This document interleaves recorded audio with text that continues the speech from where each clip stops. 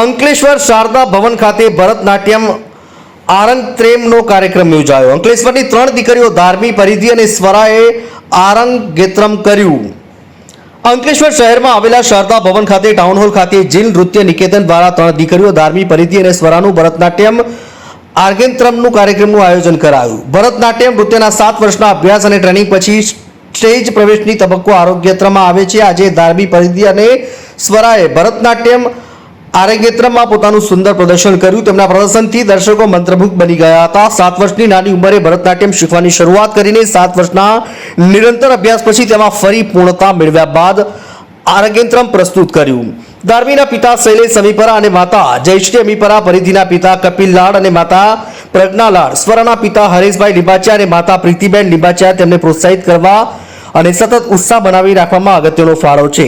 જીલ નૃત્ય નિકેતનના કલાકારો કલ્પનાબેન જૈન દ્વારા તેમને સતત પ્રોત્સાહન અને ટ્રેનિંગ આપી પ્રોત્સાહિત કર્યા હતા. કલ્પનાબેન સતત 40 વર્ષથી આ સંસ્થામાં ભરતનાટ્યમ ક્ષેત્રે કાર્યરત છે અને આ કાર્યક્રમમાં અતિથિ વિશેષ તરીકે ગુજરાત હાઈકોર્ટ અમદાવાદના એડવોકેટ સૌરભ મહેતા, યુપીએલ યુનિવર્સિટીના વટારિયાના પ્રમોદ શ્રીકાંત ભાગ તેમજ શ્રીનિવાસન વિદ્યામંદિર ગાંધીનગરના કલાપ્રેમી શિક્ષિકા કિન્નરીબેન મહેતા ઉપસ્થિત રહ્યા હતા.